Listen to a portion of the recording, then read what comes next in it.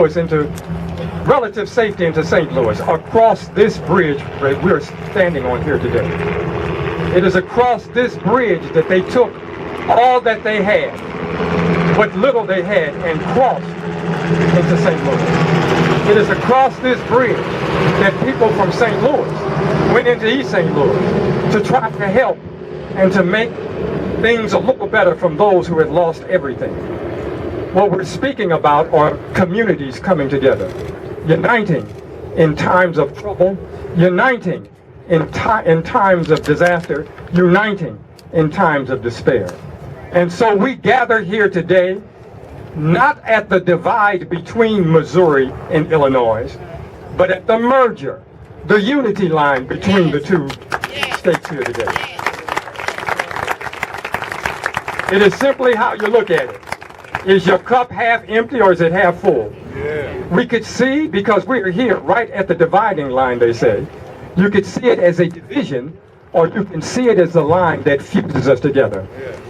We're coming here today, people from both sides, fusing our energies together to remember, to commemorate, and to rebuild, which is what the theme of the East St. Louis 1917 Centennial Commission and Cultural Initiative created for this time. Remember, commemorate, and rebuild. Not only bricks and mortar, but rebuilding our ties together, rebuilding our connections between people, rebuilding our connections between organizations, rebuilding our connections between families. And so then we're here with all of the various organizations.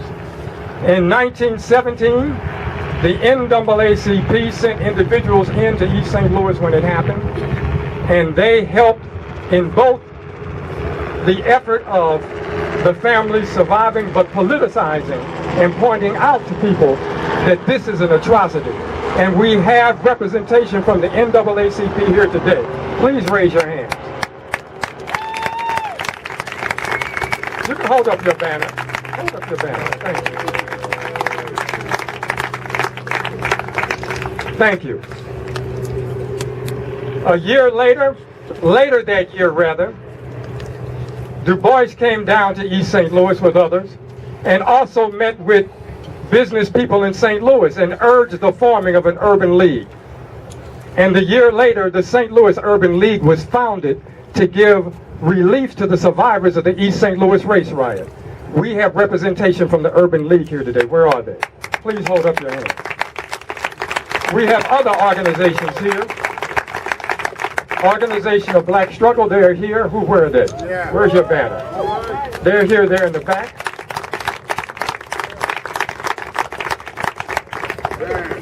And where would we be without the Prince Hall Masons? That's right, give yourself a shout out. Whose historical legacy is some of the shoulders that we all stand upon.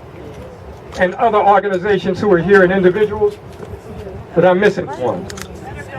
Better Family Life, thank you. Over here to my left, as we recognize them. We also have numerous elected officials. We must recognize, of course, the beautiful mayor from East St. Louis, Mayor Hicks. Will you please stand up for us? We have our newly elected first female mayor from the city of St. Louis, Mayor Prusen. We have the president of the Ward Alderman here, Louis Reed. Where is he? We have representation from the St. Louis Automatic African American Caucus. They are here. Where are they? We have State Representative Josh. Where is he? Josh Peters. Where? Please stand for us. All of these individuals are here to remember, to commemorate, and to work towards rebuilding. We must remember, history gives us at least two things, information and inspiration. Information includes data, who, what, where, and how. With that information, we can project ourselves into the future. And so it is important that we remember. We now have special presentations. And first, we'd like to hear some words, and she has some for us, from our mayor of East St. Louis, Mayor Hicks. Would you please come forward?